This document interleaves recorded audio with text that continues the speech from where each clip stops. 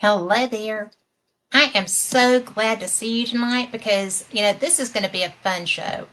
I have I've interviewed my guest tonight in the past and he was so impressive. I think that he is one of the more genuine people I've met. He is a psychic, but that's not all. He is also he's a certified death midwife and he is a content creator. He's the co-founder at Crooked Path Paranormal. He does all kinds of stuff. He goes to the Old Plodding Jail often. He is the things that I have heard that he can do really impress me. But nothing really impresses me as much as the energy that he puts out, the caring and assertiveness pleasantly that he has. He's a great speaker. He's an educator. He's a medium, a Reiki master, a witch, a hypnotist, which I think is cool. He's ordained, he's a spiritual counselor, and he's a paranormal investigator. He is he's a reader at the Magic Druid, and he's an author creator at the Paranormal Medium, and he is the psychic reader at the Fairfield County Infirmary. And probably I could go on and on and on and on about Christopher, but why don't we bring him in and you can see for yourself. Hey, Christopher. Hello. How are you? Good. I just had the coolest moment listening to you say all that. I just had this moment where it's like I almost teared up with this thought of, God, I love my life. I do. How could you not? I do. And I authentically mean that. But hearing you introduce me, it just really connected in a big way. Like for a second, I almost teared up. I love my life. Well, I think that you're pretty special, so I'm glad you have a life that you love. That's what it's all about, isn't it? We should all be able to find that. Absolutely, we should. And so apparently it's not that common. And I think that probably a lot of the times, and I'm going to be presumptive here, and you can correct me, but a lot of times people that seek the help that people like you have to offer are just not very pleased with where they are in life, or they feel like they're not on the right path. So they're struggling to find a way to get to where they do love their life. Would that be fair? I would very much agree with that. And even if it's not so much that they're not on the right path, they're just stuck. They just don't know where to go next or how to get there. I connect with a lot of people who are stuck on their path. What causes somebody to get stuck? There can be a number of things. I think one of the biggest things, to be very, very honest, is those moments when we stand in our own way. So many people come to this awareness that something's just not serving them anymore. And when I say something, it can be anything. It can be a relationship, a friendship, a job. They know it's not serving them the same way. And instead of walking away from it to make room for something new and bigger and better, what do? They stay there. Why? Because it's familiar. They're comfortable with what's familiar. And sometimes there's just no room for growth when we allow ourselves to stagnate in what's familiar. Well, that's very true. And I'm going to pull these armrests down because I'm going to be needing them because I'm going to be serious here. Just kidding. I'm never that serious. But, I have found myself, and it's almost like a fear-based stuck. And it's not a happy place to be. And I have friends that, to an extent, do what you do or have some of the gifts that you have. And I'll be like, I need help here. What is wrong? Right. And usually it's because I'm trying to force something to be the way that I think it should be. And then you can't do that, right? You have to go with the path you're supposed to be following. Right. I find so often that when fear is the factor that's holding us back or keeping us stuck. I mean, if we ask ourselves, what are we afraid of? So often the answer is failure. And then if we just backtrack a little bit, how many times have we encountered that? And how many times have we pushed through it and proven ourselves, not only to those around us, that might be less important. How often have we proven ourselves to ourselves? What's there left to prove? I mean, why is there still a need for us to prove ourselves to ourselves or anyone else? Just go, just do it. But it's hard sometimes. I mean, I'm not going to hold anybody else up as an example here because I like my friends and want to keep them. But we're going to use, I'll take the brunt of this. But, there's case in point. I have 3 books that I've been in the process of writing for 2 years, right?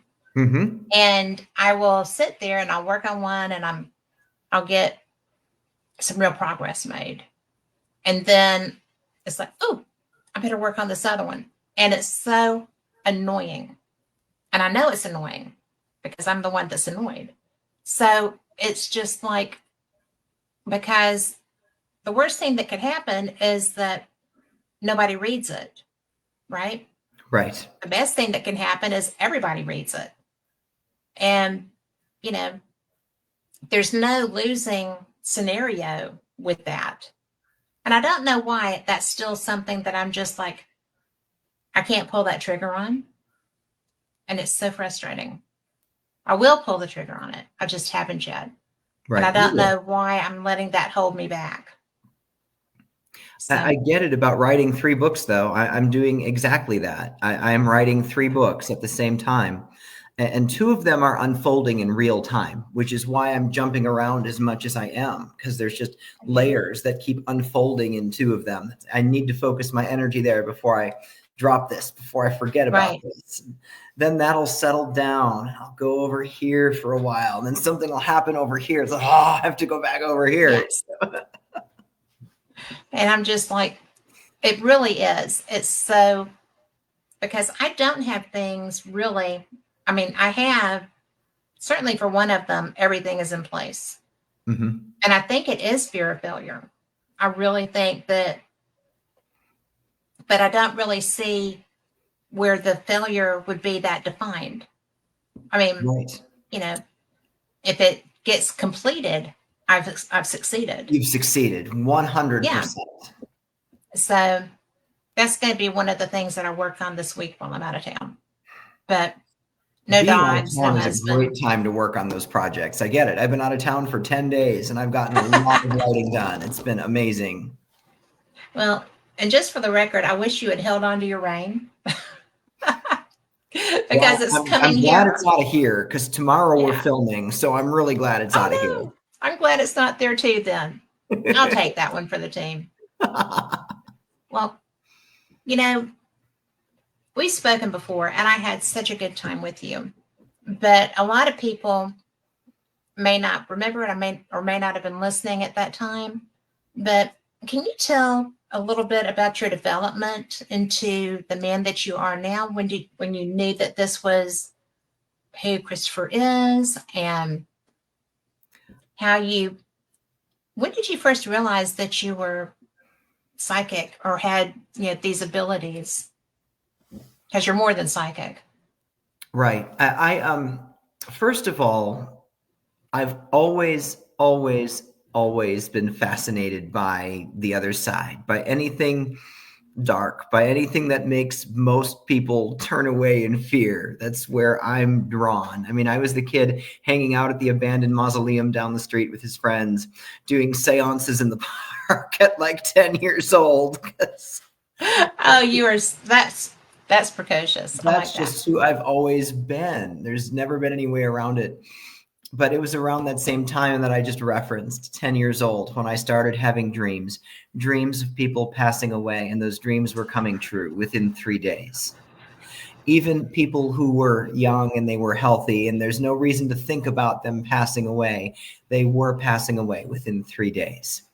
Wow. So that shift really started to happen around 10 years old. It was a very big time for me. How did you cope with that as a 10-year-old? I didn't. I really kept it to myself and just went about life as normal.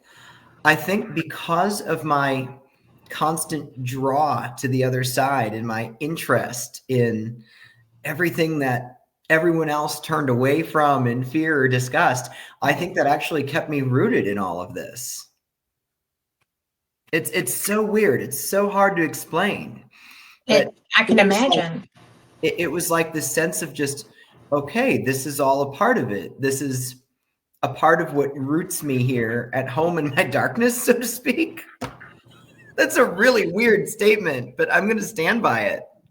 Well, it's not that weird. I mean, because we all are, light and dark, yin and yang.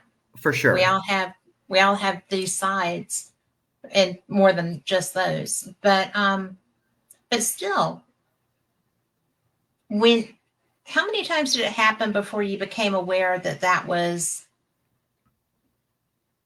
a thing for you? It was by the third time that I really started to realize there's a much deeper meaning here than just simply having a knowledge of this person passing away. And in one of those three instances, this was really also the first time someone who'd passed had come to me. Okay.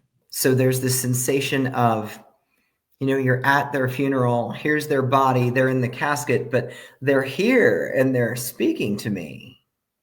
Oh, wow. At That was 11. around that same time as well. And, ironically, this particular person who came to me that way, this was the person who gifted me my first Ouija board.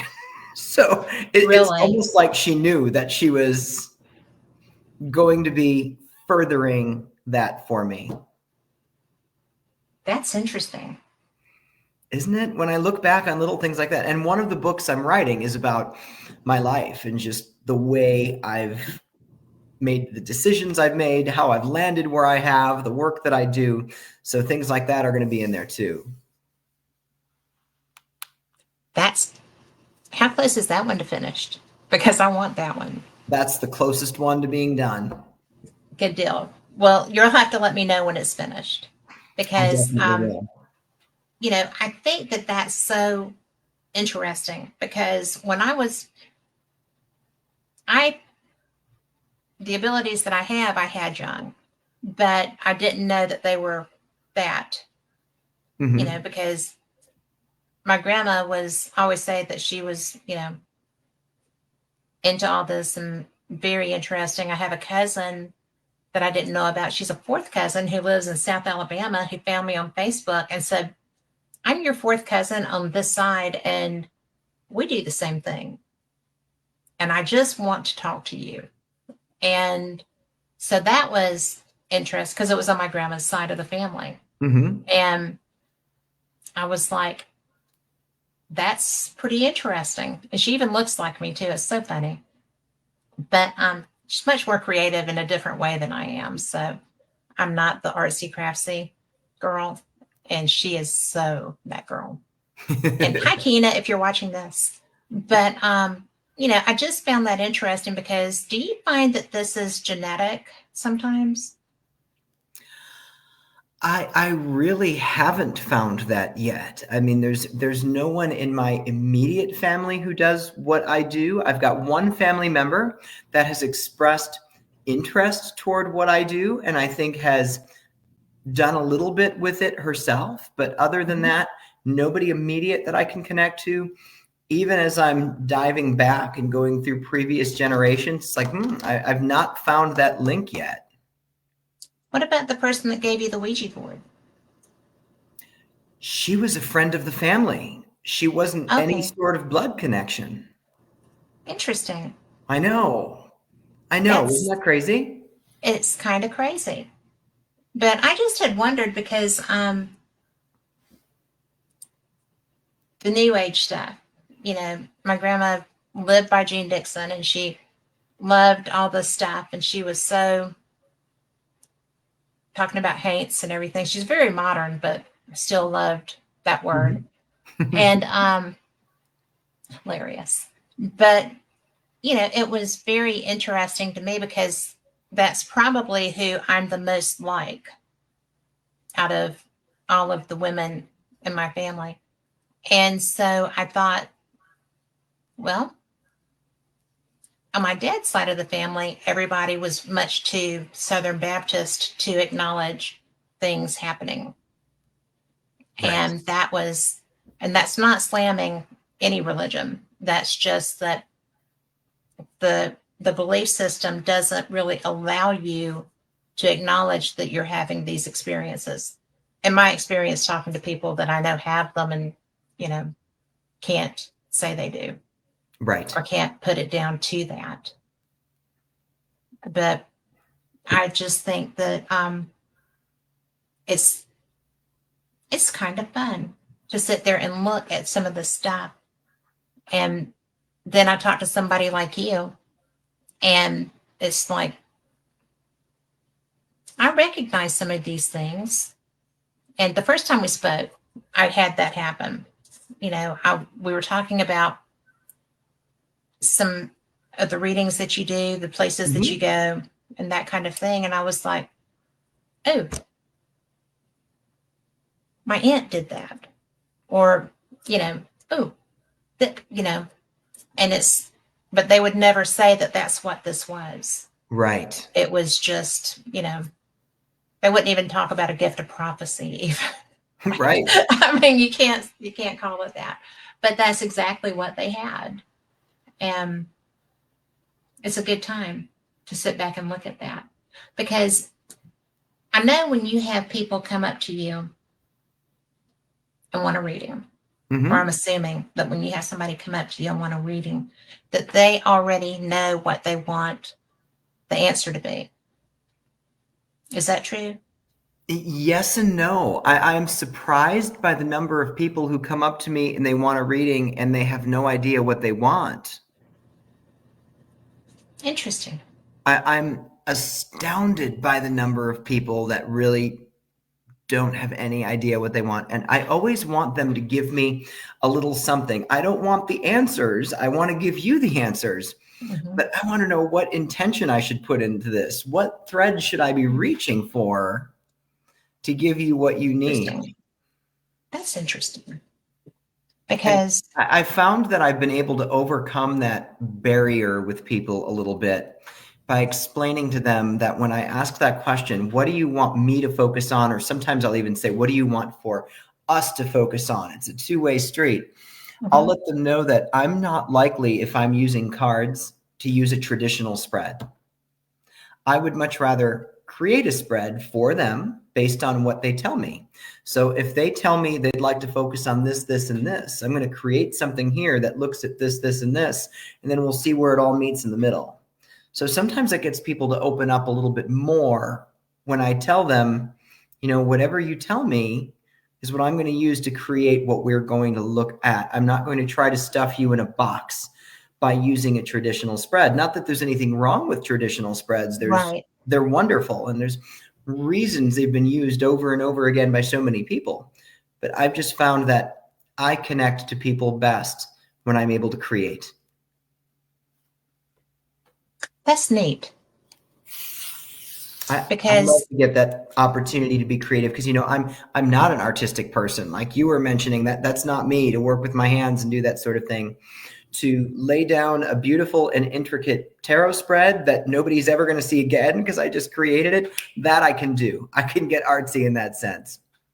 that is so cool. I've had two tarot readings, but one, um, it was a reader in New Orleans, and she was just determined that she was going to do it. And I was like, I don't have any more money. I can't pay you anything else. This is all I have with me. And she was like, well, yeah, and did it. And I'm like, I don't have, because I got a reading from her.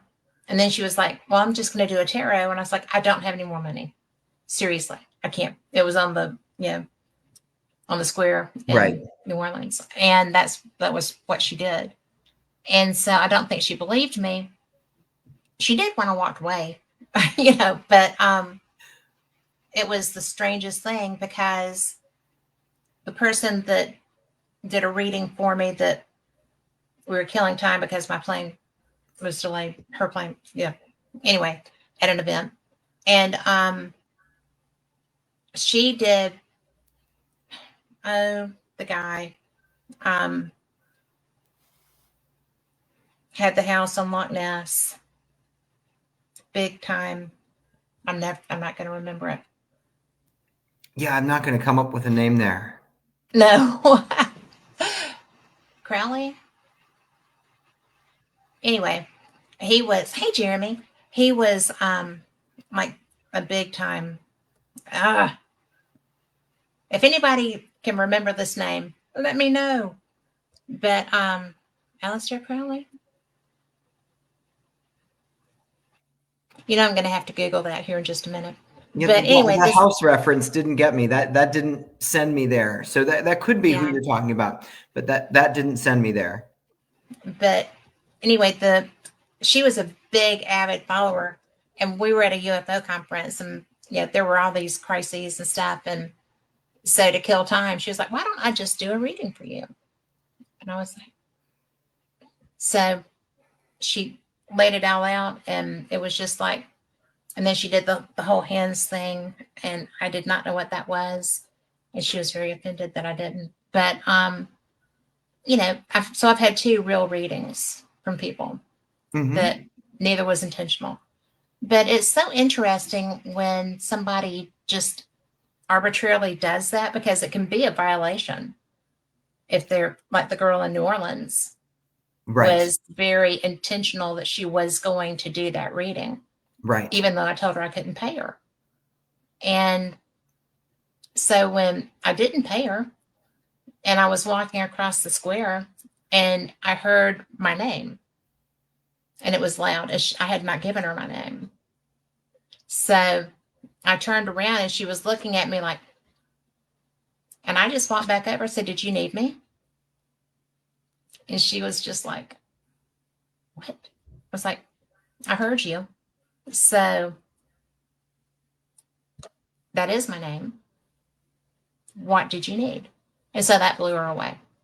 And, these are the 2 people that I've had read for me. And so when I know what you do, because you are so professional and you are so genuine, you haven't read for me. I'm going to put that out there. You have read for people I know. Right. And everybody that has had a reading with you is just like, "Oh, Christopher, you've got to talk to Christopher." And I'm like, that's how I found you the first time. Right. And so, and they were so right, because you are all that. So I'm so glad that you're here this time too. And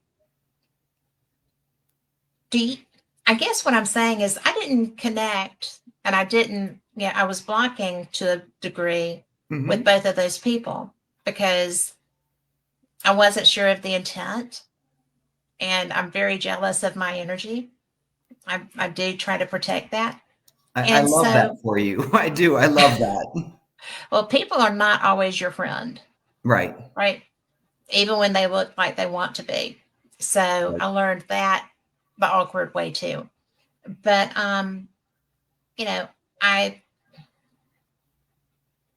just am curious. Do you come across people, because most people come to you and say, "Christopher, please, I want a reading," Right. and do you ever have people that once you start, they become reticent? Can people block you? Can they shield against you? They can. I think people do have that ability. I feel like I can work around it. That's how I'm going to word that. I'm not going to say bust through it. I'm going to say work around it. Well, but because that is, and I'm not saying that people would be afraid or be jealous of their energy around you, because they do approach you. They know who you are and what you're doing. But sometimes I have seen people become uncomfortable in a reading. If it's too close to home, if it's being too real. And what do you do in that circumstance? Do you come across that?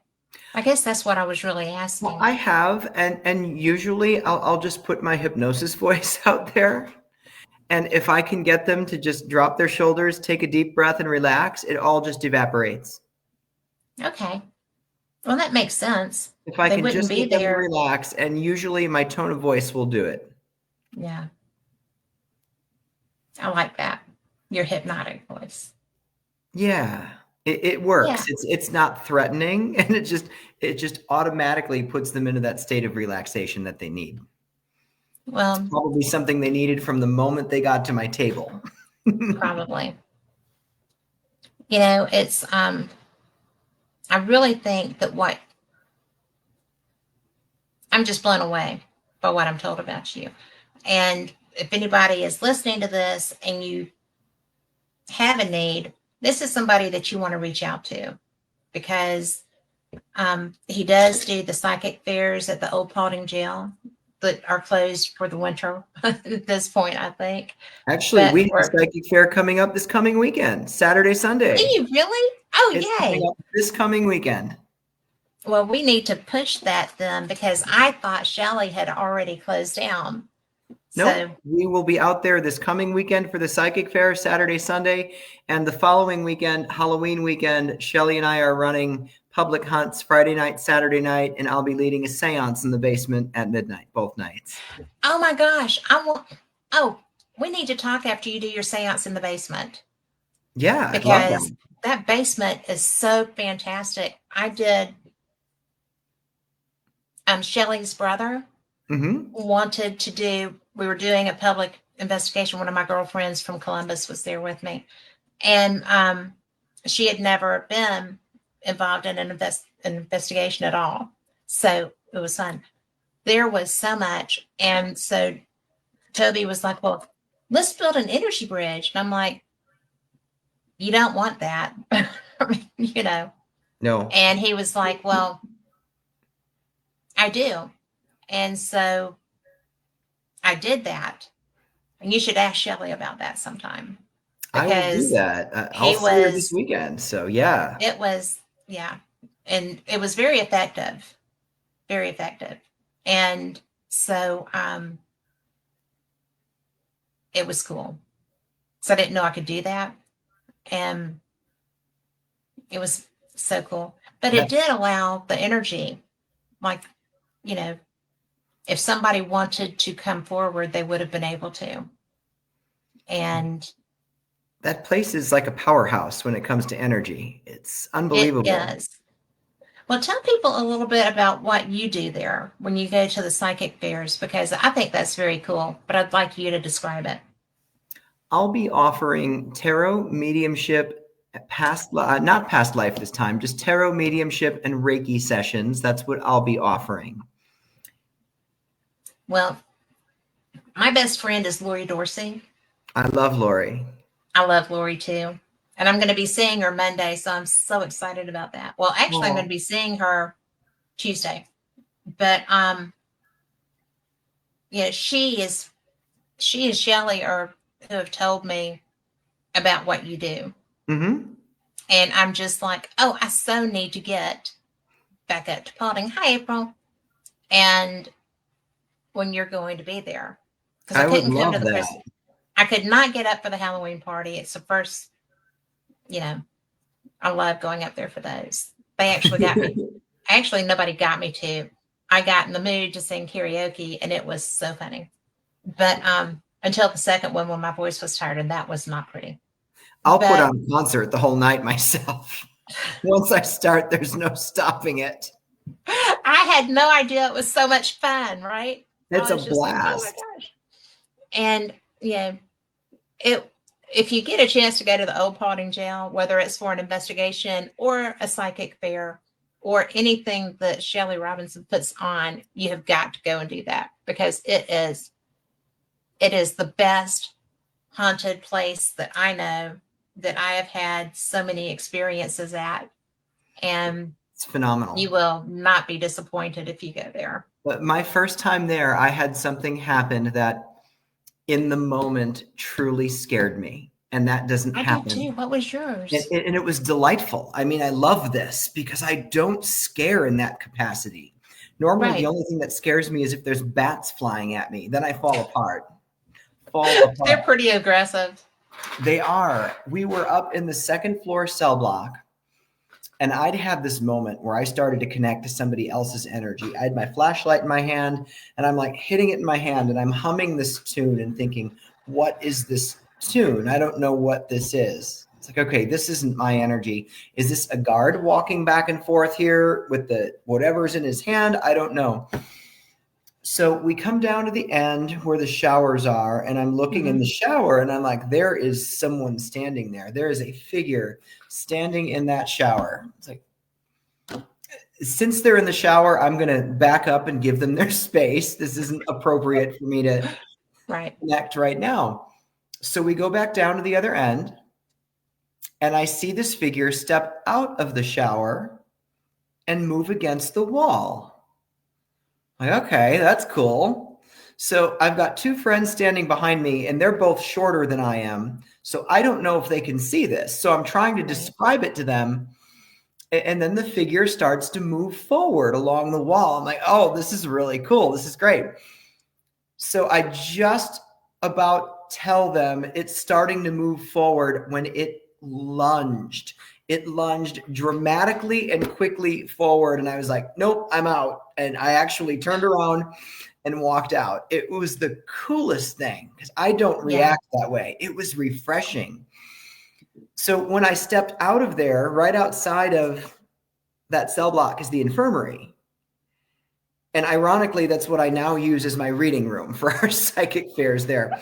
But when I stepped out of there, I looked around and I'm like, wait a minute. That's the room I'm sleeping in tonight. Everybody else was going to be up in the VIP suite. Really? Like, oh. So we went about the rest of our investigation, and before bed, I deliberately went back into the cell block. I walked around, made peace, because when I have a moment like that, it's not going to own me. It's not going to define me. I'm going to take control of it. Well, then it was time to go to bed. So I'm laying there in the infirmary on my cot, and there's just all these noises coming out of the cell block. It's like, I'm going to sleep now. And then I hear someone walk out and into the room. It's like, no, I'm going to sleep now. So I wake up at 4 o'clock, and then 5, and then 6, and then 7. And even at 7, I said, no, I'm going to sleep until my alarm goes off at 7:30. So I rolled over on my side. When I rolled over on my side, my cot made a noise. The empty cot then made the same noise. Did not. Really? It was epic. Oh my I've gosh. never experienced anything like that anywhere else. That was my first time at the jail. But when that figure... Ever?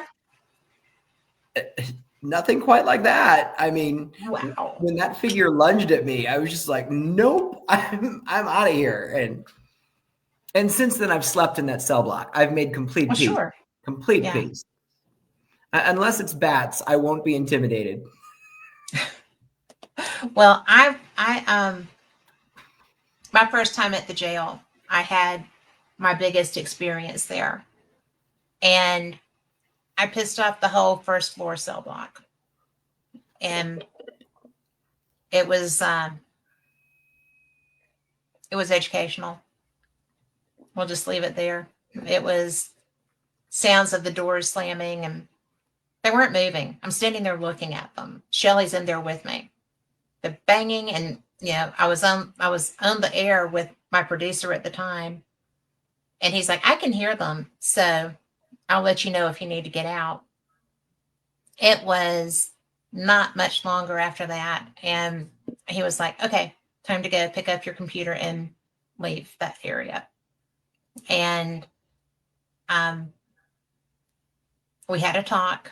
The spirits and Shelly and I had a talk with the portal and resolved it. But they are very real there. Yes. And they have, at that time, like I said, that was my first time ever there. And they did not know me. And I'm like, I'm here because Shelly wanted me to be here. I'm doing a show. I'm promoting the jail. We're going to let people know so that she can, have people come through and take care of you by taking care of the jail. This is to help you. And some guy through the portal goes, "Really?" I was like, "Yes, really. I didn't come up here for my health." But yeah, I was already ill, and they were okay. And I did I was kind of obnoxious at that point because I'm like, "No, I'm lying to you," you know. But we all became friends. We all got, you know, comfortable, and they've actually, a friend of mine was there as talent for a public hunt, and I was supposed to be there and I could not go. And so when they were down in that cell block, they called me. And, you know, Rick was like, "Well, where they know you." I said, "They know, they're all through the jail. They go wherever they want to. I mean, you know, they're not locked in." And so they started communicating with me because I just said, "Hey guys, it's Kat. I'm sorry I can't be there, but these are my friends and they're here to do this and that and the other." And they started getting K2 activity responding to me. And it wasn't while I was talking, it was responding. And so that was, yeah, two of my friends from California, counting Rick, three of my friends from California were there. Lori was there. And I was so disappointed that I couldn't be there. And because I love that jail. Me But too. It's like it calls you home, doesn't it? yes, it's very homey. And it's, I thought after that initial experience that I was going to be afraid of it. And I can't be afraid of it because I love it. And I feel like there's a connectivity to the spirits there. Right. And I haven't been back now in about 3 years. Oh, wow. And It's a long time. it is too long. And well, I haven't seen Shelly in that long either. And I dearly love hugging her. I think she's one of the best people on the planet. She is, And for sure. yeah. And she cares so much about her spirits. She does. She has single-handedly managed to keep that jail going. And, she saved it from probably being torn down. Right. Because it was going at auction. And, and there it is. It's the best place to go ghost hunt just about in the whole country. So recently, it's because of her. One of her spirits from the jail came through for me at a different location in a different city. Really? Oh, that's so cool. The most interesting part was probably the moment I figured out how this happened. I wasn't even concerned with the why. It's like, all right, this is really out there, but I can accept this. It was when I got to the how. It's like, okay. So I was at the Gill House in Galion, Ohio. Okay. When I do an Estes session, if I'm the one going under, it's no different than if I channel a spirit. Mm-hmm. I'm gone. I am gone. I mean, I have to wear a neck pillow because I just slump over. I'm gone. And afterward, I don't remember a thing about what's said.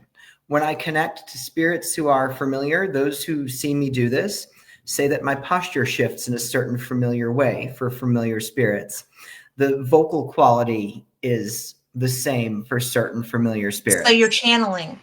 Correct. I am 100% channeling when I do an Estes session. It's no different than if I just sit here and say I'm going to channel versus if I put on the headphones and blindfold. Same result. So we're at the Gill House. We're filming. I'm under. I've got the headphones. I've got the blindfold. I'm slumped over in my chair.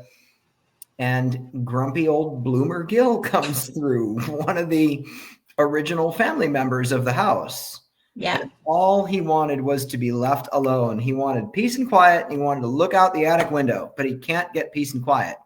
Why can't he get peace and quiet? Because there are 4 random children who've taken up residence in the attic. They're not in the house, but they're there. And the next thing you know, a little boy named Jack comes through, and there's this conversation going back and forth between Bloomer and Jack. It's like, I'm speaking as Bloomer. I'm speaking as Jack. I'm speaking as Bloomer. Oh my gosh. Jack. And then finally, there was a shift in energy. And my buddy Noah, the other founder of Crooked Path Paranormal, who was there, noticed the shift in energy. And he says, okay, now who's here? And this cheerful little female voice comes through. Audrey. Did not. Oh my gosh. And he's familiar with Audrey. He's been to the jail. So he's standing Yeah. there going, what? Why? And her response was, she's come to teach the children how to play hide and seek.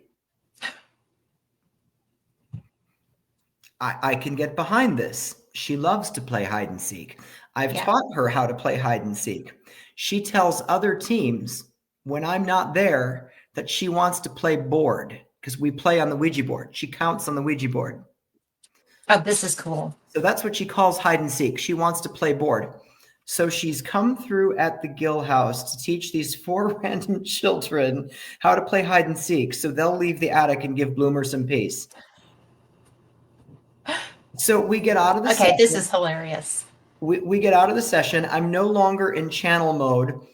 I'm now facilitating hide and seek between Audrey and Noah so she can show the other children how to do this. And I'm like, what? Why? What? How? I don't get this. It finally clicked. Someone very closely associated with the jail gifted me a black mirror years ago, and that mirror was in my bag. She comes through the glass. Holy wow. That was of all of that insanity. That was the moment, the realization, the mirror is what did it, where just even my jaw dropped. Like, what? Well, that person that's very intricately involved with the jail does love her scribing. Yes. And she does love the mirrors. Yes, she does. And they're very effective for her. Yes, and I love her. Absolutely. Me too. So she is it's really funny because her knowledge is so vast, right? Yes. And so when she teaches me, a lot of times she doesn't even realize, I think, that she is. And I'm just like, really? Really? How did that make you feel? You know, because to me, some of that is mind blowing. Right. And so, like the scribing, I'm just like, oh, what a cool thing. I get educated all the time. I did not grow up fully immersed in this. And I mean, I'm 63. So it's a whole different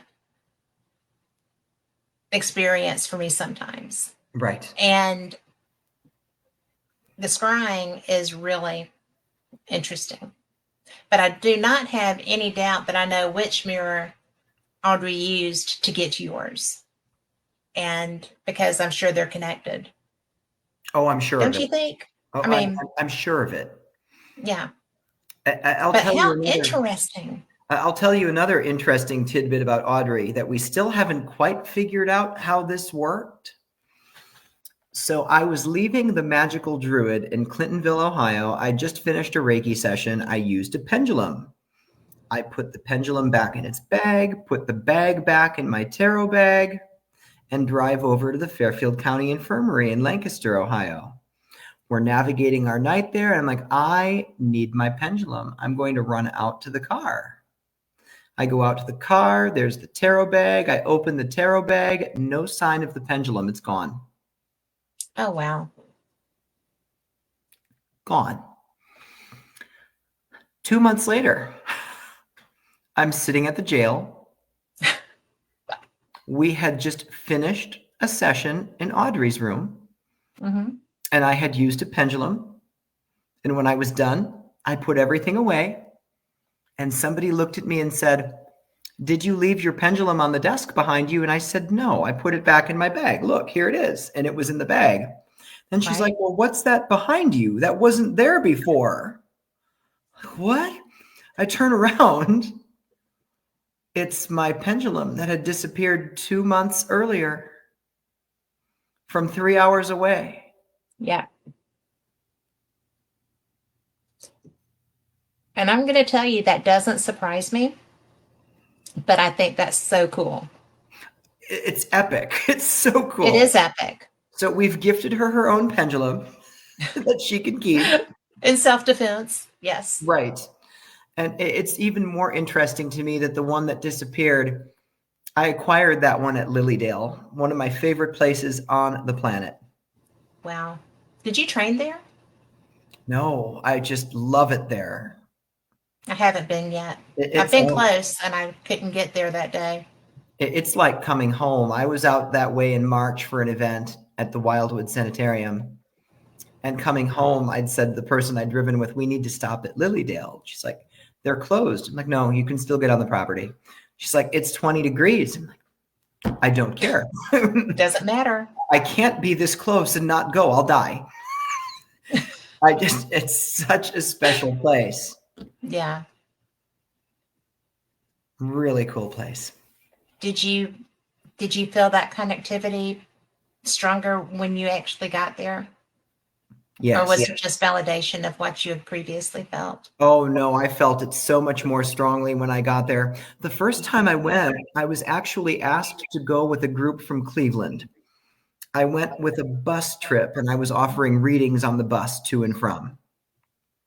That's fun. When we got there, I didn't know any of these people on the trip, so I just went my own way. And I just had a whole day running loose and wild and free and feral at Lilydale by myself. Oh, wow. And I had such incredible transformative experiences in those woods and by that lake, just incredible meditative experiences. When I got back to the bus, someone said to me, we didn't see you all day. Are you okay? Did you have a good day? And I'm like, I just had the best day of my life. That's so cool. That is. You know, I have some friends who trained there. Oh. And I just think that would be just the epitome of a great time. That is on my list. That is something that I will do. So we have April shared. April is a busy mom and a teaching professional and a very cool chick. And she has her cousin, who is a dear friend of mine. That's how we met.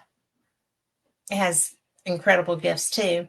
And April said that she had a dream last night about a boy spirit traveling from multiple places, and she saw tunnels between the spaces and saw the boy climbing through them.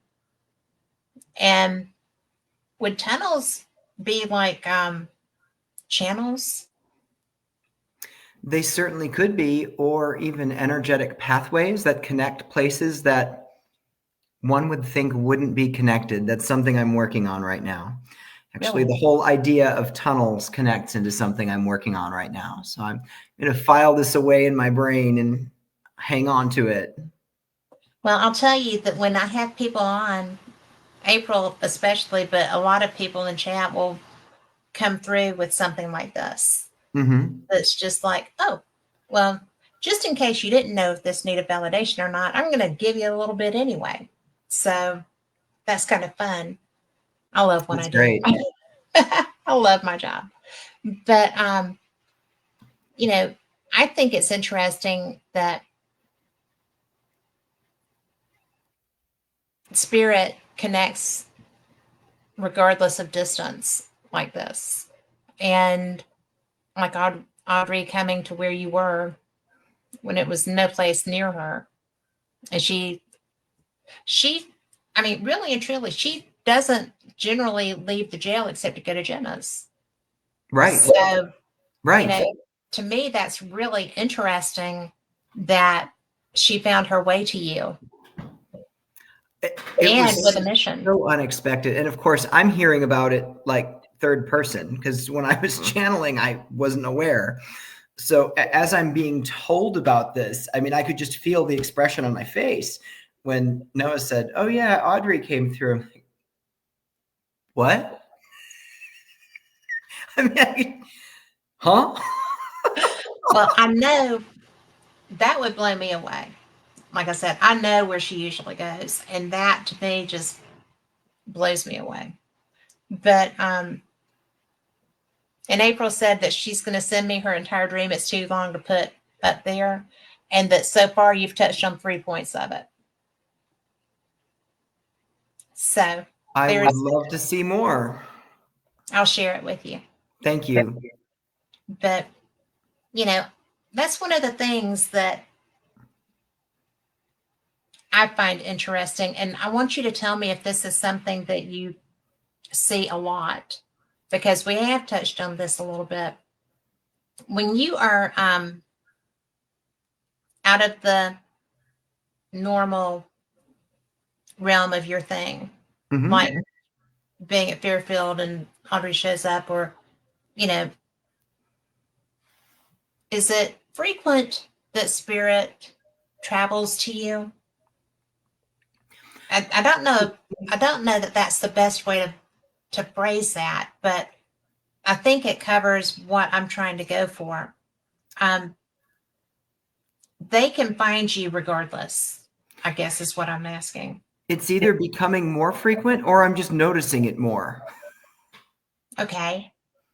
Because I'm astounded the number of times, there's a location that's challenged me for some time now. I'm still working through some things there. The first time I ever went to that location was to go back with a family who had a horrific experience there, and they wanted to more or less face what happened to them.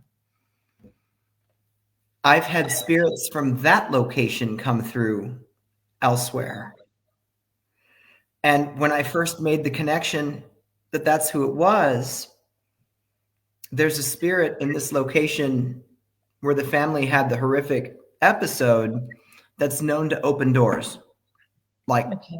turn knobs and open doors, and the door just swings open. And I'd been sitting in a completely different location that I'd been many, many times and watched that happen. I watched a doorknob turn and a door swung open. And I didn't immediately think about it until later on the name came through. Like 2 hours later, the name came up. It's like, what? Wait, no, Wow. why? It's happening more and more, or I'm noticing it more and more. Could be both. Right.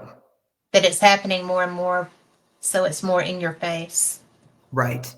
And often when it does happen, I mean, this was an exception with Audrey. She was just coming through to do something cool and to help out.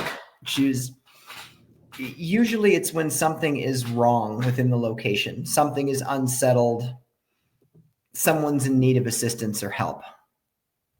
Spirits. Yes. More often than not. I find that quite often when there's some sort of energetic disturbance, the spirits will make their way to me and ask me for help. I guess this is why I carry the license plate I do. The license plate of my car is Tangina. That's my That actual, does not surprise me. that is my actual state license plate. I've had that plate in 2 different states. I'll never be rid of it. I love that. Me too. She's my idol. Yes. That's very cool. That's kind of the role I've stepped into. That's kind of what my life has become. And it's okay because it's been one great adventure. I think that you are a great adventurer. Not only having them, but I think that what you do with connecting spirit with the people that they're looking for, Mm-hmm. who may not be able to get it themselves. Okay. Right. To me, it's not soul rescue. It is connecting, although I know that you probably do that too, but it's more like being able to help them help who they love, Right. is, I think that's so special. And I think that a lot of people don't realize that that's what your skill set, no matter who has that set, that's something that's a big, hairy deal, because spirits still care about us, They do. and if 100%. so, do you feel like that even if, the right way to phrase this, even if they're not,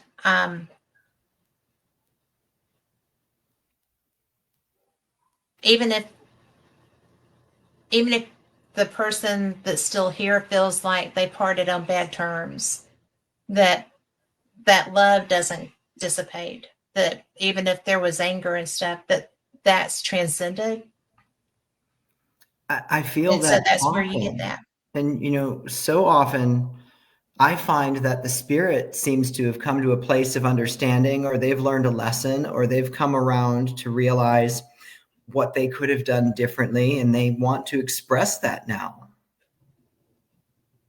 Okay. That's a beautiful thing to witness, when a spirit comes through for someone, and it's someone I don't know the backstory, and I tell them, that this person was wrong about this. They want you to know they were wrong about this. They should have done this instead. They're sorry for this. And there's these specific things. It really is a beautiful thing to see. I can only imagine.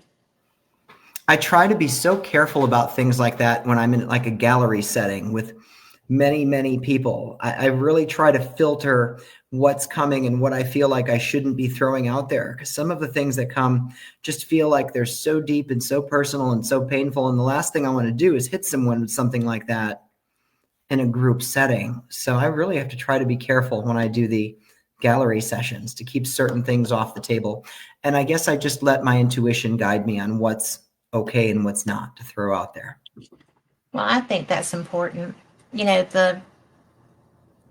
think that I've been in gallery readings where things were just thrown out there, and it was uncomfortable for everybody in the room too, because the person was so affected that it was for. Right.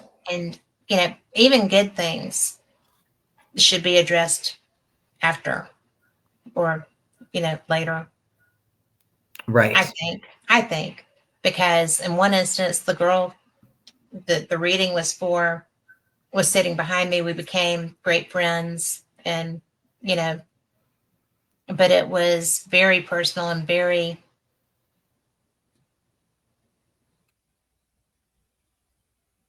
hard for her. Right. And so that has to be something that's really difficult in your job. It can be. Did I ever tell you about the time this did I ever tell you okay, I'll compose myself. Did I ever tell you about the time something came through for Shelley in the middle of a gallery? No. Oh my God. So I've got a limited number of spots in the basement of the jail, just 13 tickets. We wanted it to be super intimate for those who bought tickets. So Shelley did not come down. She did not participate.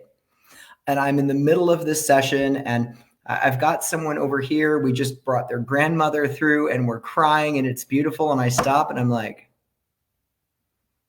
I'm seeing a brown bowl. What's with the brown bowl? Oh, this is Shelley's brown bowl.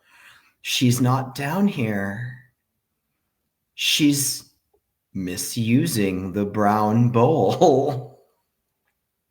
Uh-oh. And at this point, I just looked at someone. I'm like, I'm giving you a task. Please help me remember when we're done to ask Shelley about the brown bowl.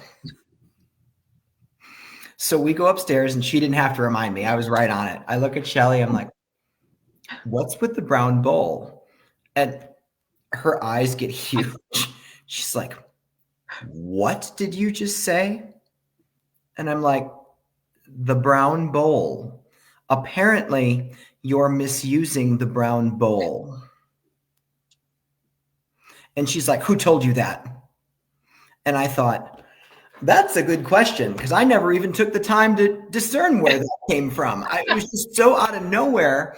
And then I felt it for a second. I'm like, your mother. This was your mother's brown bowl. You're misusing your mother's brown bowl. Oh, dear. Apparently, this was her mother's baked bean bowl. Yeah.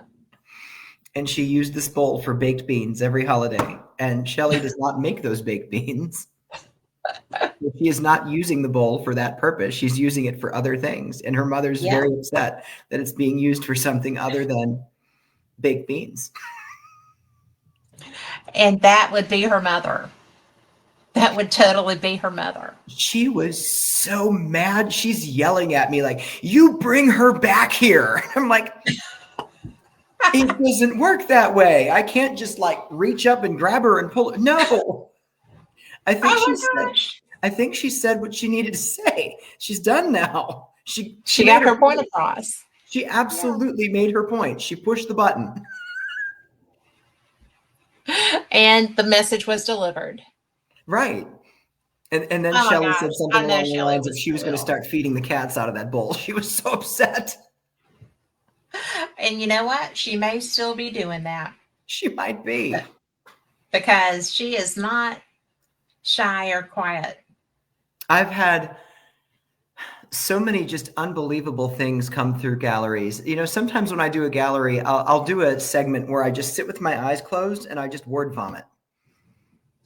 And sometimes I'll say something and I'll go, all right, I'm going to set this to the side and I feel like I'm going to come back to it. And then later I'll come back to it. I'll add a piece. All right, I'm going to set it to the side again. Then I move on, start talking about something else. So one particular gallery, I remember saying, Margaret's here. And then I paused and I'm like, all right, I'm going to set that to the side. And I moved on. And a little while later, I'm like, Margaret, handmade blankets.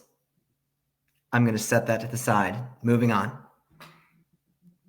One more time, I come back to it. I'm like, Margaret, but her name is Marguerite. Okay. And that was the piece that put it all together for the skeptic son in the audience. Everybody mispronounced his mother's name. So she made sure I got it wrong first.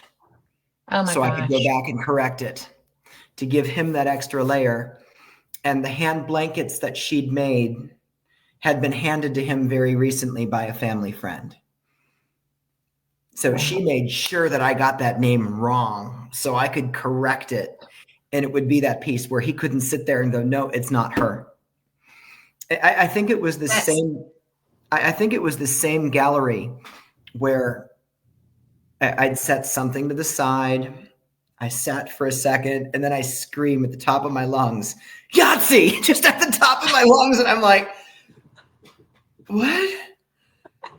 No. I was like, all right, we're going to set that to the side, moving on. And then I'm talking about rocks or something.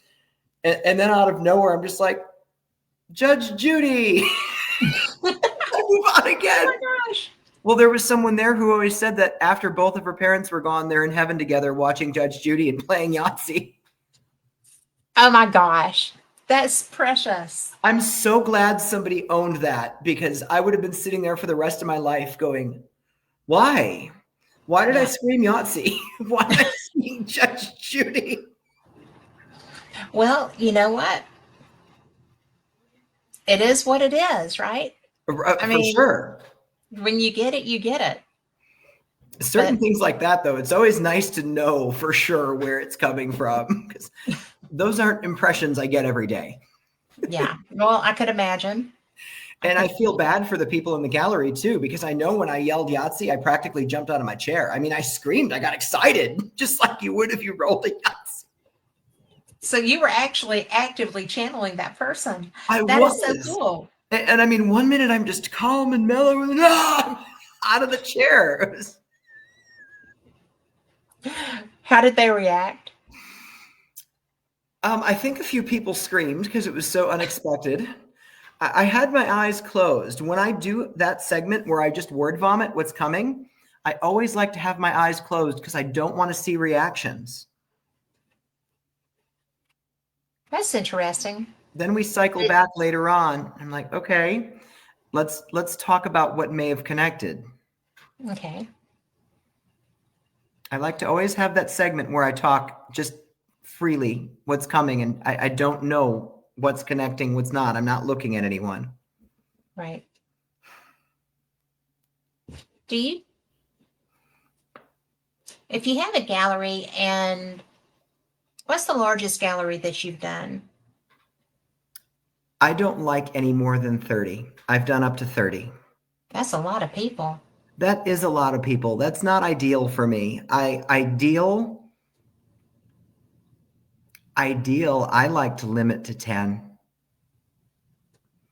I I want an think that would be opportunity for every person to get something. tough to do with 30. Right. And when I do a gallery too, I do a segment where I go around individually and I look each person in the eyes and I speak to them individually, telling them what's coming to me. So there's the word vomit segment, and then later I get to that, the individual connection. I like the smaller group because I want everybody to get something from me. Have you had a group where there were people that didn't? Sometimes in the larger groups, it ends up being that way. I But think that would be very disappointing. I think even sitting in that energy, though, it gives them something. Having shared the Sure. experience, the group consciousness, they get something. But yes, that is why I like to keep galleries smaller, because I like to connect to everybody. Well, I guess, they would at least get the knowledge that this is a real thing. This is a real Right. possibility. Right. So that's a validation as well, even if their person's not there. Right. They know that it's a possibility. But And there could be so many reasons why their person isn't there. Maybe that person doesn't have the energy. yep. Maybe they're not comfortable in that setting coming through that way. Maybe they're angry. I don't know. It could be any number of reasons why someone doesn't come through. Do you come across spirits that are angry with the people that they left? Sometimes. And I find that more often than not, it's not because of what's happened in the past. It's more often than not about something that's happened currently, like someone's made a bad decision, someone's on a bad Okay. road, somebody's allowed themselves to be trapped in a disastrous relationship, and somebody on the other side is like, wake up, get out of this, fix So yourself. it's the care. Right. Okay. When there's anger, it's more often that I find. I think that's interesting because we're led to believe, if you follow societal rules, that once you're done, then those emotions aren't part of it. But I've investigated places, even private homes, that had angry spirits who were like, these people are misusing my home, or these people, they didn't even care, about whatever. And it's weird when you recognize that they can still be angry. Usually it's about two times it's been about something in the home that was not being honored or taken care of. Right. And they felt like, you know, whatever. But I just find it interesting that part, because, we think of people, they pass, they're in heaven or not. And, they're cherubic wings that they flutter around on. And, that's like the religious side of afterlife. Right. And I have found that, if you were an ass in life, you're an ass in death. And, if you were wonderful and kind and loving in life, sometimes you'll still be that. Depends on what's going on with you in the afterlife. But Right. generally, are they the same people that they were before they died? Often. And, when you say if they were an ass in life, they're an ass in death. I mean, so often those are the spirits people encounter in a place that will scare them out. People will run out of these places saying there's a demon in there, and it's not. It's someone who is just grouchy when they were alive. Somebody that's just got that personality. Right. And I haven't been damaged, like, scratched up or anything like that. But I have had spirits. Well, like that night, that first night at the jail, I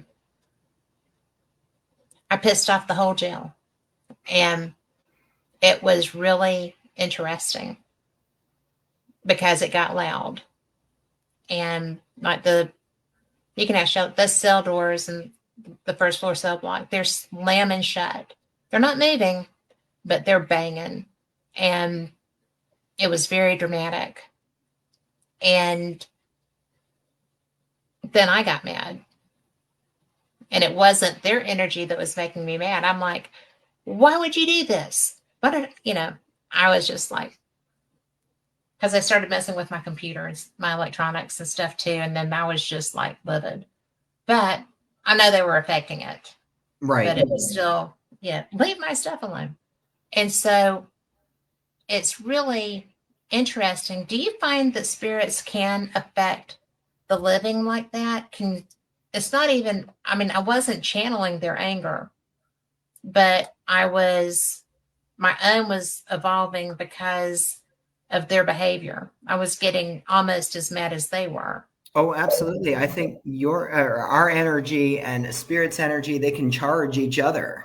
Mm-hmm. And if that's what they're carrying, well, they can charge us up that way. And it doesn't mean we're channeling them, but. No, we were just sharing the anger. Right. I pissed them off, so they pissed me off. It was basically what it evolved into. And I mean, that place, as you know, the energy is so strong that whatever you're stepping into, whether it's happiness, anger, you're going to feel it strongly. It was bizarre. And people think that this stuff doesn't really happen. I can't tell you the number of people that I've spoken to who are skeptical that this is actually something that occurs. You see it all the time, don't you? I do. Yeah, it's almost just another day at the office. What is your favorite thing to do? My favorite thing to do, well, I absolutely love filming for my channel, Crooked Path Paranormal. I absolutely love working with my buddy Noah, the other co-founder of Crooked Path. We have such a great time, and we've got some really amazing adventures coming up that are going to be coming to our channel. But my favorite overall is to just have a whole day that I set aside to be in my room at the Fairfield County Infirmary, whether it's getting work done or booking appointments. I'll have people come in and see me for hypnosis, for Reiki, for readings. If I don't have an appointment, I'll get up and I'll explore the building. It's just having a whole day to be in that building by myself, getting things done. That is one of my absolute favorite things. Recently, there were some inspectors in the building. So there was a wing that was not being used that day. And that happens to be the wing where my office is. So my first appointment is coming up, and it's like, well, where am I going to go for my first appointment? Let's go to the funeral parlor. We'll go down there. And then the second appointment comes up. It's like, change of scenery. I think we're going to use the morgue. It's like, that's the office for the day. And then it got really nice outside. So the third appointment, it's like, let's go outside. Let's go to the cemetery. How fun to to have all those options, though. Right. I think that's one of my favorite things to do. And if I'm there just working alone, I'll play music, and I rarely get to play what I want. So last year, when they had half the roof redone, there was a day I'd carried 42 bundles of roofing shingles up to the attic by myself. Oh my goodness. 120 degrees in the attic. And I was just Oh, taking my time. I had music playing. I'm dancing around in the hallway. I'm singing to the spirits, just having fun. I had a playlist with like 1,600 songs in it on shuffle, and only one artist would play. no One way. artist. And I had to think this through. I'm like, how and why? I mean, this is a 200-year-old poor farm built in 1826. Why is the only thing you'll let me listen to is Pantera? That's so funny. It's That's like, so how? funny. But then I thought through it. In 1986, that building became the health department and child services. Somebody sat in their office in 1986. And listen to Pantera. Listen to Pantera, and there's at least one ghost in that building that's like, yes. I have music. So yes, I think that's my favorite thing to do, to just hang out in the building and work and take appointments all day, because you just never know what's going to happen. And I never know where I'm going to end up. There'll be days where I'm just sitting there and all of a sudden it's like, how did somebody get in the building? There's somebody running upstairs. Just, or I'll have the door closed and all of a sudden there'll be a knock on the door. That's fun. It is fun. It's the best. What is the strangest thing that they've done to you there? The strangest thing that they've done to me there. Ooh, okay. Let me think about this for a second. I was sleeping there one night, and I was the only one in the building. I'd gone up to the room I like to sleep in, settled in on my cot. The door is closed and locked. That was yet another instance where there's a knock on the door, and I'm like, no, we're not doing this right now. You can come talk to me anytime I'm awake. This is my time. So the spirit in that room, who's an elderly woman, this is on the third floor women's side, teamed up with one of the younger child spirits. And the younger child spirit, it's like they both fed all their energy into him. So I could see him so clearly. It's like he just popped up from underneath my cot. 1 minute, I'm like half asleep. My eyes are half closed. And there he is, just standing there. Oh gosh, I almost went through the ceiling. I Scared bet. me to death. And now I'm just standing there with these two spirits that are laughing hysterically. They find this funny. Well, They're of course. amused by this. It's like, really? Well, you knew they would be. Oh my gosh, that is dumb.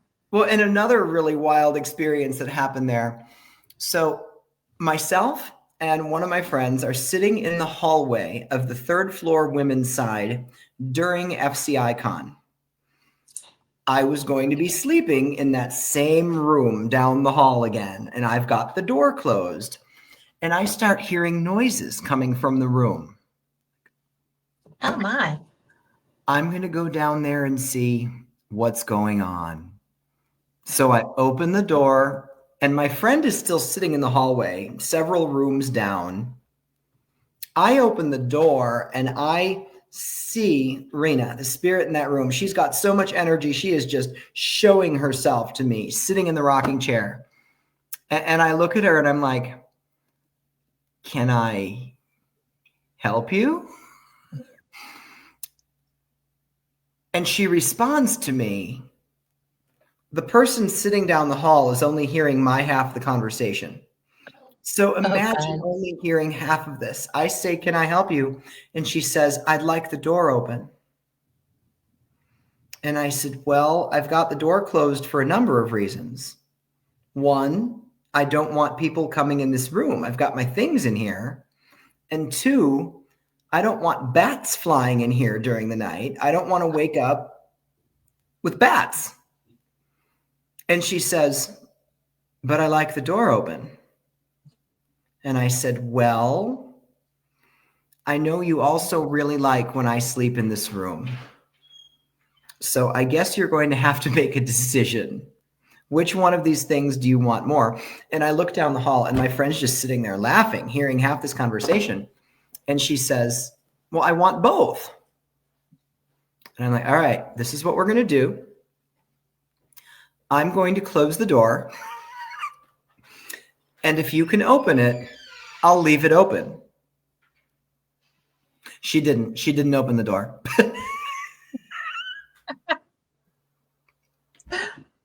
That was a sneaky way to win. One of my 3 books I'm writing is about my experiences in that building. I can't wait. Because I'm going to enjoy that so much. There have been some wild things. Like I'll find myself looking out a window and doing an action, like tapping my fingers on the glass. And I'll go, that's not me. What's that? And then all of a sudden I'm connected into a story from 80 years ago. And I'm now spending the next several months unraveling that story. So those things are in the book too. One of the books is all about my experiences there. And the third one is about some past life work I'm doing. That's interesting. Are you doing your past life or are you helping other people with theirs and that's part of it? The book is about my past life journey. Oh, interesting. And the story that's chronicled in that book really started to come through 1 year ago this week. It was when I was out here in Rockville at the Indiana State Sanatorium for the Covered Bridge Festival last year. Have you been to Billy Creek Village? Not yet.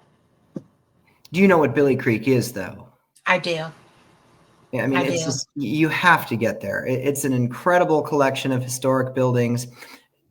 Yes, it's haunted, but at the same time, just the land, it just brings me so much peace.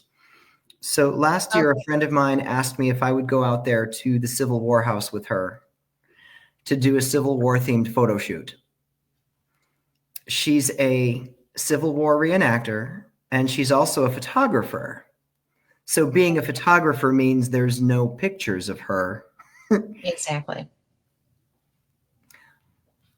So she finds me some clothes.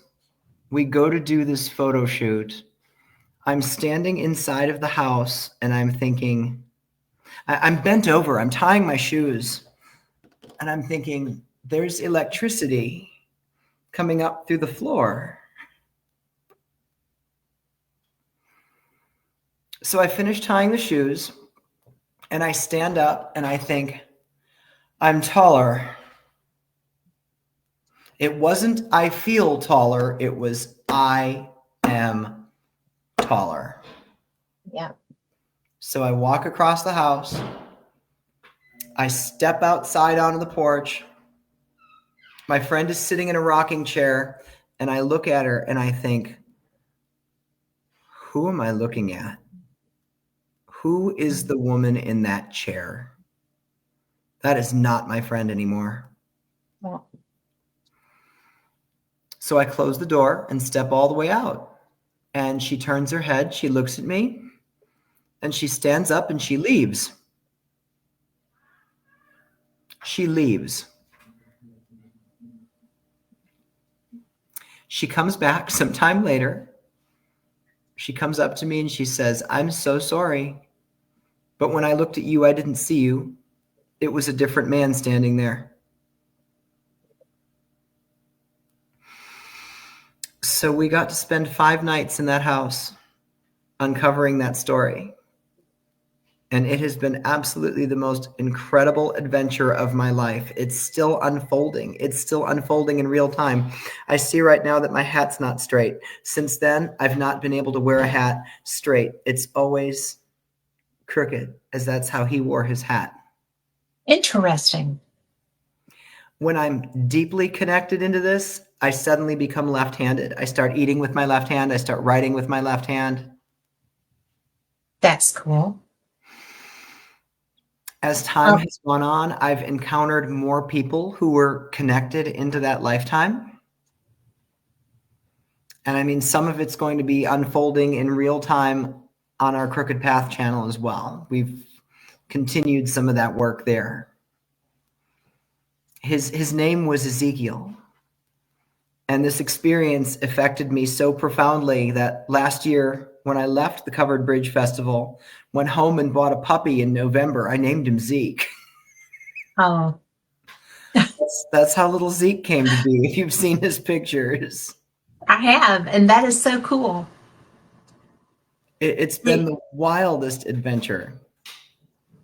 When she saw you, she saw him. When you saw her, you saw his counterpart. Right. I saw his wife, Datura. That's what I was going to ask. They were connected. Oh, they So, were very much connected. I mean,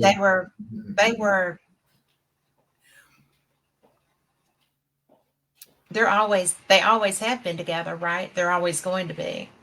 Right. So, and cool. So many strange things have happened as a result of this experience. Like last year, I had to leave here a day early to go out to Paulding, to go out to the psychic fair. And people kept saying to me, they're not going to let you leave here. My damn car wouldn't start in the morning. Oh, wow. They were not going to let me leave here. How did that make you feel? I wasn't surprised. It actually felt right. Right.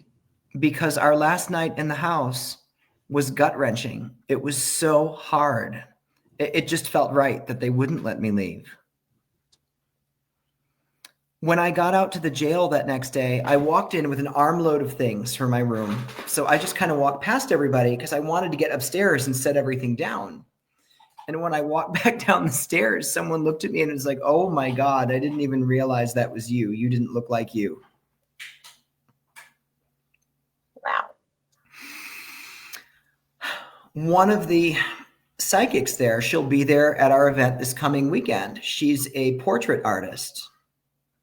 She came to me Sunday morning and she said, I woke up with a message from Spirit. I have to have a reading from you. Let's just do a trade. I'll do a portrait from you or for you. She didn't know me at all. She didn't know what the last 5 or 6 days of my life had been. What does she draw? She draws a Civil War soldier. No way. And his injuries in the last moments of his life. Wow. And even other strange things. The other person who's so deeply connected into this, she came out to FCI one night to surprise me. I didn't know she was coming. That was part of our agreement, is that we're going to find a way to be in the same space at least once a month so we can give them that space. So she comes out there to surprise me. I'm in my room. I just finished a reading. This young man is talking to me about how he's 22 years old and still doesn't drive a car. And then I see her walk up outside the room. My whole posture shifted. I felt my hand go up to turn the hat. And all of a sudden, the young man in front of me was no longer talking about why he doesn't drive a car. He randomly starts talking about Gettysburg. No. It's been one thing like that after another for the last year. Have you looked? Do you know who he was? I believe we've found graves of some of their children. Wow. Yeah, we've been digging on this hard. It's been just life-changing. There's moments where I'll start to respond to something on Facebook and it's like, oh, no, that's not you writing that. No, we're not going to do that. Wow, really? Well, a very specific incident of this. I was starting to write something and I stopped. I'm like, no, that's not you. Erase it. And then I start writing again, same thing. And at this point, I said out loud, no, Zeke. And Puppy is sitting there next to me. He turns and looks like, What? But I'm not doing anything. That's fun. sometimes, sometimes I'll say something to Noah, the other founder of Crooked Path. I'll say something to him and I'll reference Zeke. And he'll say to me, are you talking about the puppy or your past life self? And I think one of my favorites was the day I started a sentence with, yeah, Zeke shit on the floor today. And he's like, do you mean the puppy? Or it's like, what? Certainly hope it's the puppy. Because I'm not cleaning that up. Oh, that's been the last Oh year my of my life. gosh. It's been so wild. Well, but it sounds so fascinating. I mean, to have had the experiences that he had with the Civil War era of America. And does he show you all of the emotion that would go into becoming a military person in that era? I mean, do you feel the decision? Do you feel Oh, absolutely. I mean, And there's been so many things that have connected that I've even sat there and gone, oh, this is why I do this. This is why I feel this way. This is why I like this. It makes sense. There's so many things there that are still connected. so this isn't just a random spirit. This is actually a past life. I'm certain of it.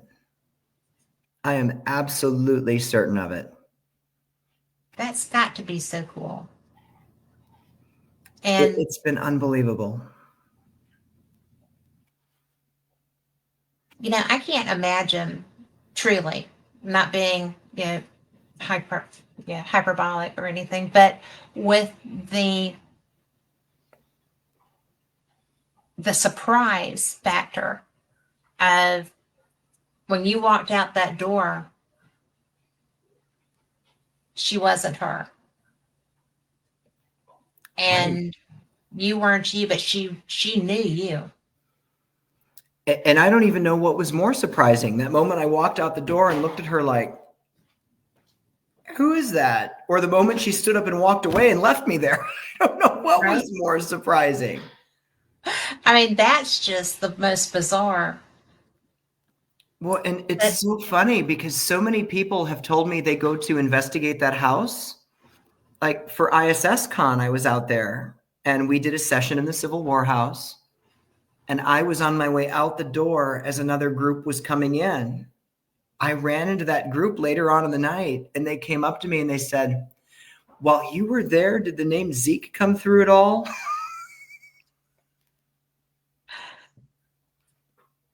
Like, well, let me tell you. That's funny. That is so cool, though. I mean, The other with really all of cool the thing, I didn't mean to cut you off, but the other really no, cool thing about those 5 days in that house, when we'd go there at night, it would get into the 30s and 40s. It was freezing. For she and I, the two people who were really connecting into our past life selves, it was like the fireplace was on. We were warm. We were comfortable. We could have stayed there forever. interesting. Now that is definitely another quirk factor.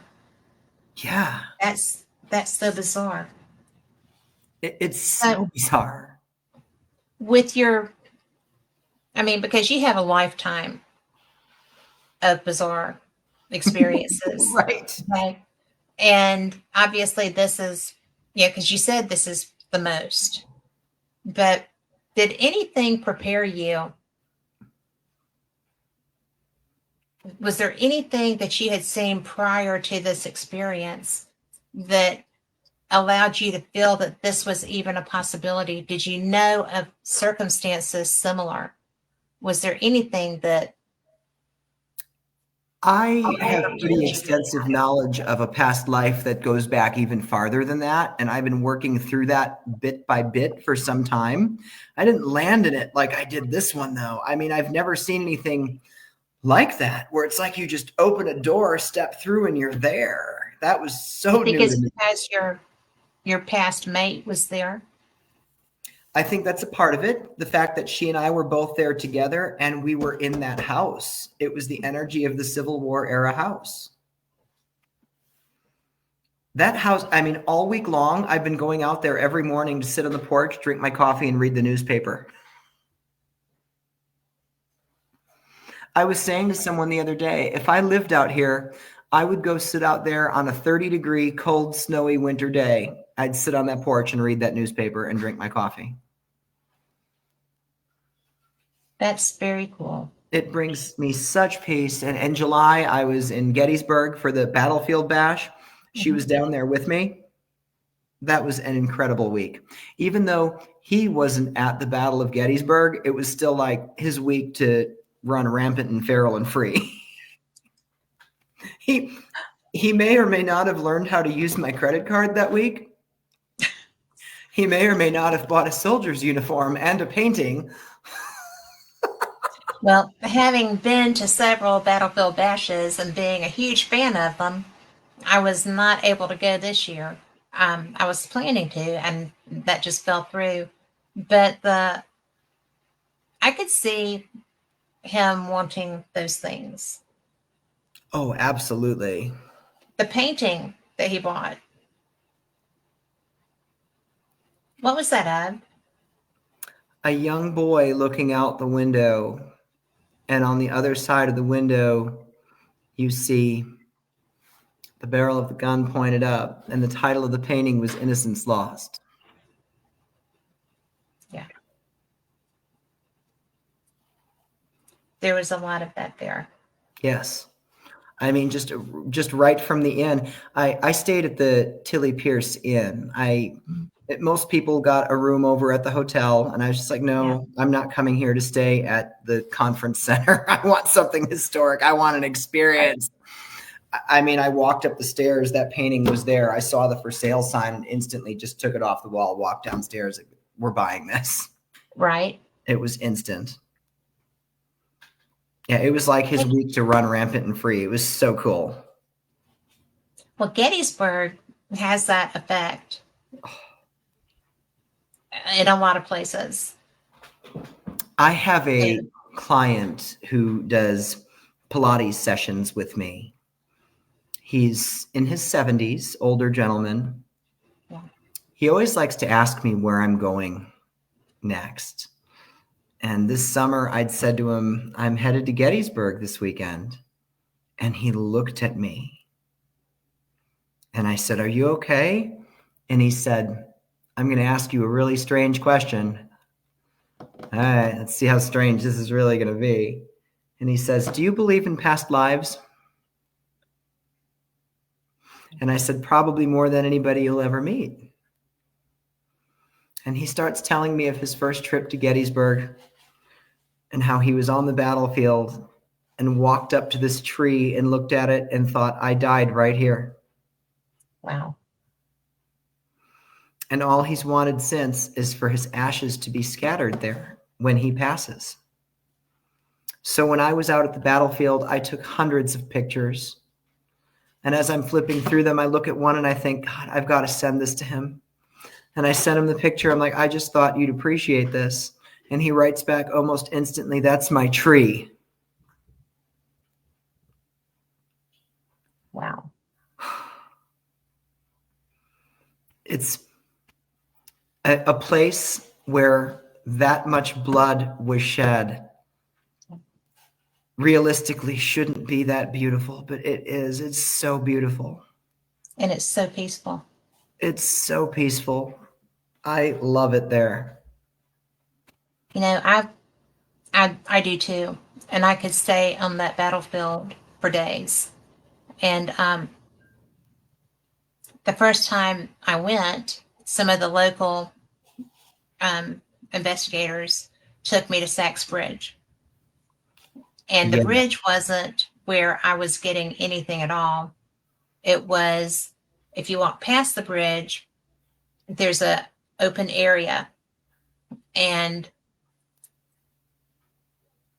that was when I had my first experience there, because I thought it was just a stand of trees, and I turned around and I was like, well, that's weird. There's no other, you know, groups of trees here. And I was talking to my friend Robert, and he was like, there, look again. And there were no trees. He said, those were just soldiers standing around. It's okay. And so everybody is still continuing to talk. And I mean, because it was just like a little group gossip session there. And I keep seeing things like popping up and dropping down. And then they would move on. I thought they were rabbits, right? Mm-hmm. Because rabbits will do that. And especially because they're nosy. But I said something else about, what about these rabbits? And he was like, there's not any rabbits because they're too big. You would see them. And I thought, well, the rest is kind of tall, you know. I said, they're sentries. They're the people that come, and not sentries, but the go ahead people. Right. And he was like, they're just checking us out. And I thought, wow. Because in Gettysburg, the history truly does come to life.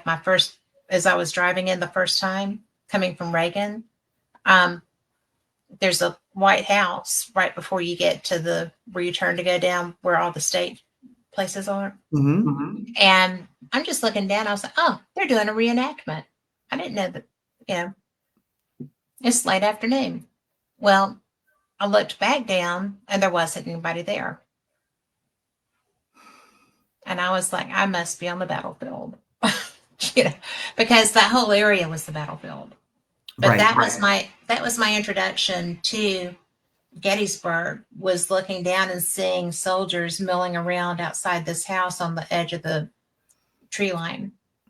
I think with Jack's Bridge, you and I gravitated right to the same spot, because I went right past to the bridge.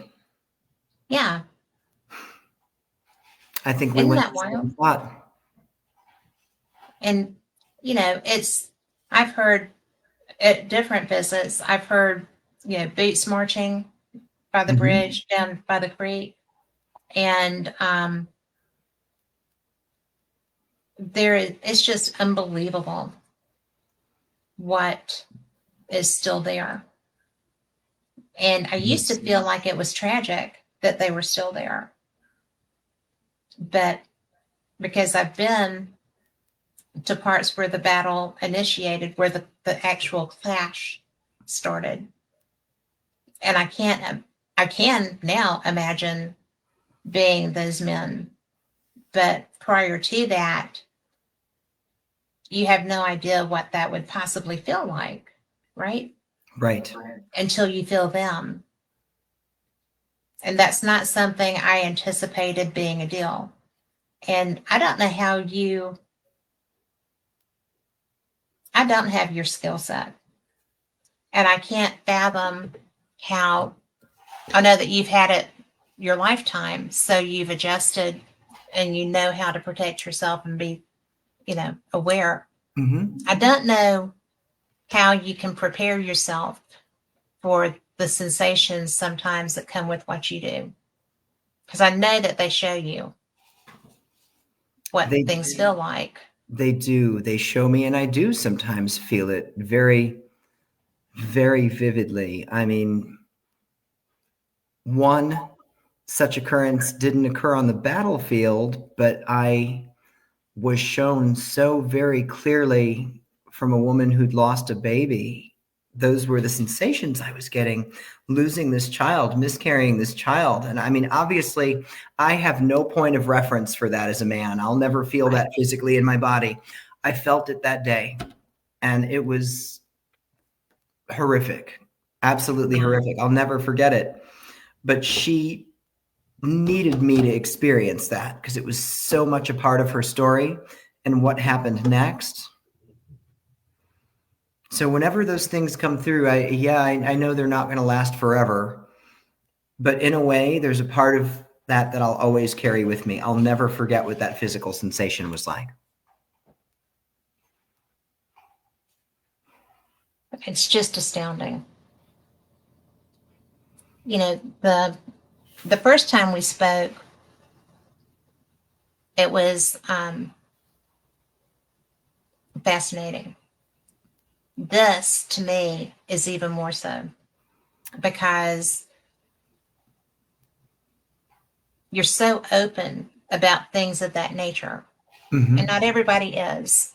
And like I said, I don't have anywhere near your skill set, or I do not want to see people in their death state. There are Right. things that I really fight to not experience because I think probably I could if I wanted to, but it scares me. I don't Right. like. I hate gore. I must have really been involved with a lot of gore at some point because I can't stand it. But even maybe gore, I don't. Yeah, my best friend is a stuntman and been in all these movies. He's been monsters, whatever. And I'm like, it's like, have you seen my? Nope, have not seen your movies. I can't watch that. And I And live for those kind of movies. I love it.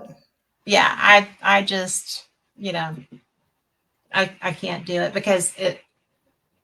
That's why I think that probably I do have a lot of that in my background, you know, past life wise, because Right. it horrifies me the inhumanity. What happens now? You know, I can't deal with man's inhumanity to man. It just blows my mind, and it literally will make me sick. And I think it's because I experienced a lot of that in past lives.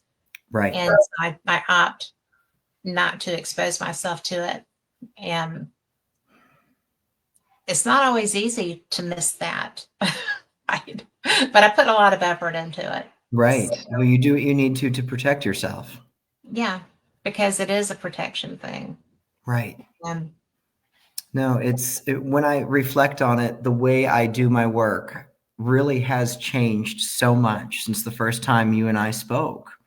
It really has. I mean, this year, the whole past life experience has just opened up all these new doors. And I mean, this was the year of me leading CE5 sessions. I never knew I'd go down that road. You know, this is the year of me we need to talking talk to about that next Bigfoot. I time. never knew I'd go down that road. This has been a year. You know, I was actually going to bring up this craft that is coming. Mm-hmm. And, you know, because it's entered our solar system. Yeah, it came past Mars. We have so many satellites. We have all this equipment on Mars. We're not the only people with equipment up there. Not one photograph of that coming by Mars has been shared. Right. And, you know, they took them. You know, they're getting satellite imagery. Oh, for You know, sure. there's, you know, and it's being so downplayed. And I'm just like, oh, come on. Right. That's very No. suspicious. Oh, come on. I want to see what that looks like. And I then know. somebody posted an image that they ostensibly took with their, you know, super duper fancy wancy, you know, astral telescope picture. Right. And I have a really nice Dobson telescope, and I haven't been able to get that. So I'm just like, how did you get that? But it looks like when we lift off, and it has the Mhm. group of um, exhaust, the fuel burn off Right. coming out. And I'm like, there's no way you got that. I'm a photographer. There's no way you got that. And so now I'm like, because that would be something like we would make. And I don't think that whatever this would be something we would make. I agree. I think the technology for the distance that it would have had to come would be very much more advanced than that. But do you ever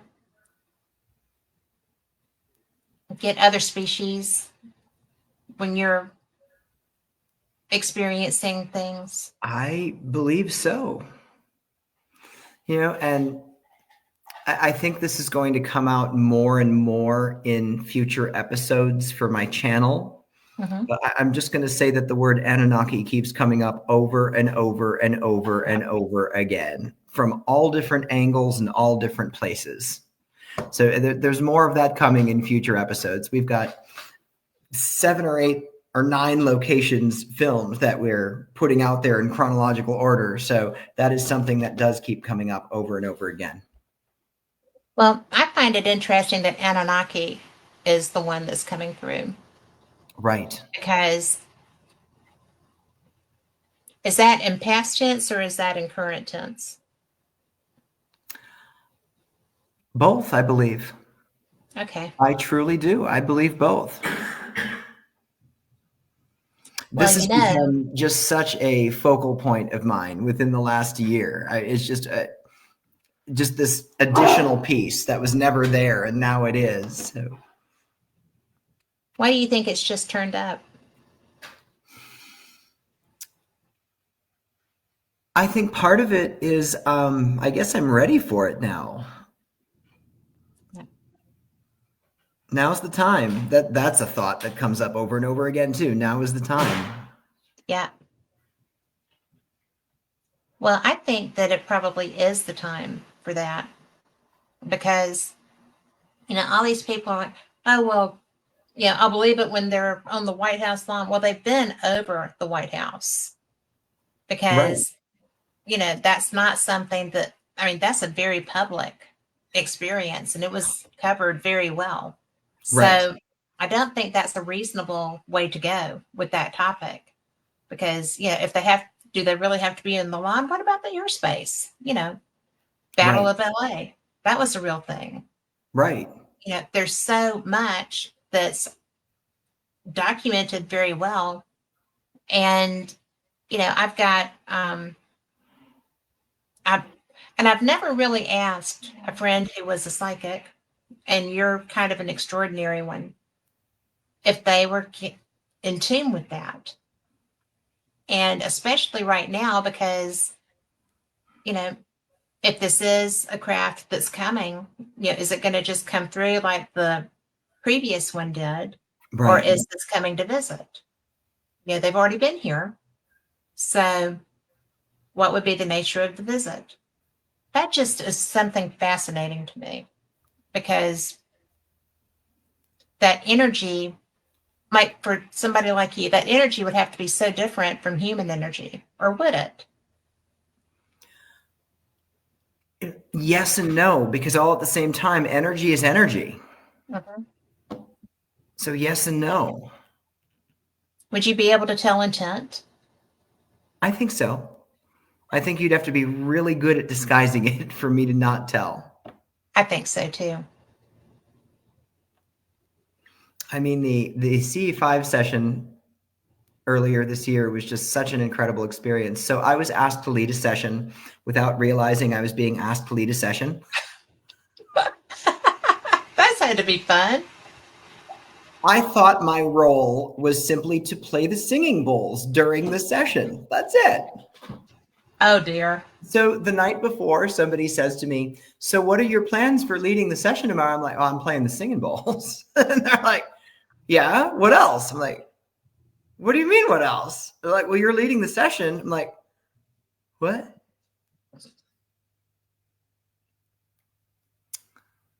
So I was up all night and I pulled together out of my ass this incredible guided meditation experience. I started by setting an intention for the group. I gave everybody the space to set their own personal intention. We did some breathing and relaxation exercises. We did some guided imagery. And then after the guided imagery, I was going to have everybody open their eyes and gaze to the sky. And that's when I was going to start to play the bowls. So before I started playing the bowls, I've got everybody on the ground. They're laying down, looking up. And I'm thinking, all right, I'm going to take one look up before I start to play the bowls. Because once I'm playing the bowls, I'm going to be walking and I'm going to trip over someone, step over someone if I'm looking up. Yeah. I take one look up and it was like a stage curtain. The clouds just went like that. And Oh, like, wow. oh, shit. No doubt. So I start playing the bowls and everybody's having this incredible experience. Things they're seeing in the sky, in their peripherals, in the woods, things we're hearing. I mean, there was this loud, metallic, ongoing noise that came and lasted for like 2 full minutes, just unbroken, uninterrupted.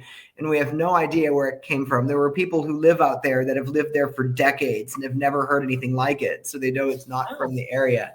It was the most incredible experience. And afterward, one of the people who ran the event came up to me and said, "Where did you learn to do that?" It's like, I just came up with it. I sleep deprived myself. That's what I did. And it worked. But it was the coolest thing. And now it's become my obsession.